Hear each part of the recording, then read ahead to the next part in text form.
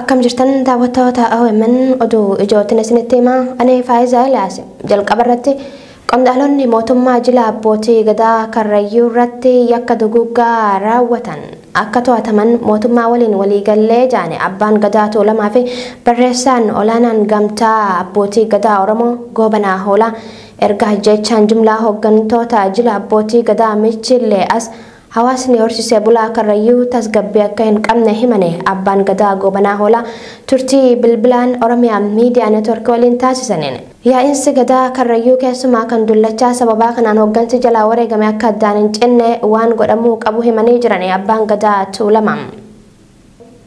Ijoo teenyatti aanuun godinaalee Wallagga Bahaa fi Horroo Guduruu Wallaggaatti lammiileen milishaa Amaaraa fi Faannoo jaaniin qe'ee ofirraa buqqaafaman birmannaa dhabuun rakkoo jabaarra bu'anii jiraachuun himame. Milishaan Amaaraa deeggarsa mootummaatiin socho'uu Faannoo godinaalee lamaan keessatti haleellaa ji'oota afran dabraniif uummata nagaa irratti raawwataa turaniin namoonni hedduun lubbuun dabranii qabeenyi hawaasichaa guddaan saamamuu fi barbadaa'uun uummanni kuma dhibbootaan lakkaa'amu qe'eerraa buqqaafame dirreerraa faca'eeti jira. Hawaasa jireenya isaa idileerraa buqqaafamee dirreerra faca'ee jiru kanaaf birmannaa qaama maraatu barbaachisa. Haleellaa milishaa Faannootiin itti fufiinsaan raawwatamaa jiru qolachuufis humna barbaannaa jaaniim. Ijoo teenya gama birootiin lammiileen Itoophiyaa biyya Saawud Arabiyaatti hidhaa jiran qaama waa'ee keenya dhimma dhabuun rakkoo hamaa keessa jirra dagatamnee jirraa jiru. Manneen hidhaa garagaraatti haala qabiinsa ulfaataan waggaa tokko oliif hidhaatti guramanii jiraachuu kan himan lammiileen kunneen mootummaan Saawud Arabiyaa biyya keenyatti nu deebisuuf hayyamamaa ta'us gama mootummaa Itoophiyaatiin xiyyeeffannoo dhabuun rakkoo keenya itti fufsiisee jira jechuun komatu.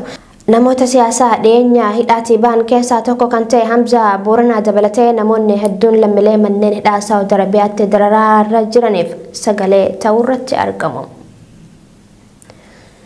Mootummaan Somaaliyaa walitti dhufeenya gosa Somaalee Itoophiyaa fi Somaaliyaa jidduu jiru jabeessuuf adda bilisa baasaa biyyaalessaa Ogaadeen ONLF galmee shororkeessummaa jalaa haquu beeksise.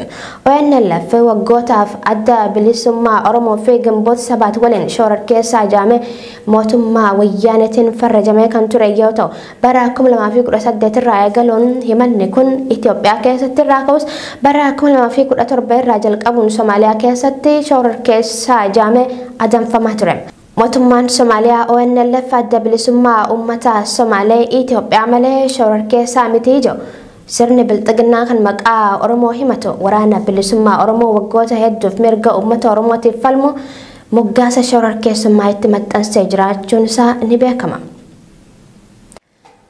Ijoo teenya xumuraatiin badhaasni gaahessee waggoota 3 dura dhaabbata biyya Jarmanii dhimma nageenyaa fi walitti bu'iinsaa qoratuun Abiy Ahmediif kennamee ture irraa mulqamuun ibsame.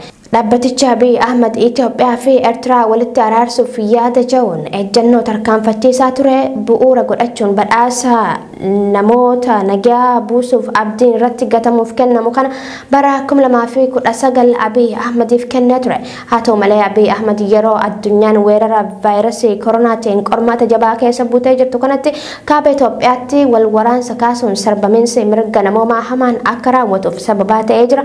Badhaasni kun isaaf hin malu jechuun irraa mulqee jira. Tolega daawwattoota OMN oduun ijoon sa'aatii tanaaf qabanne sangammaatti daawwattanidha.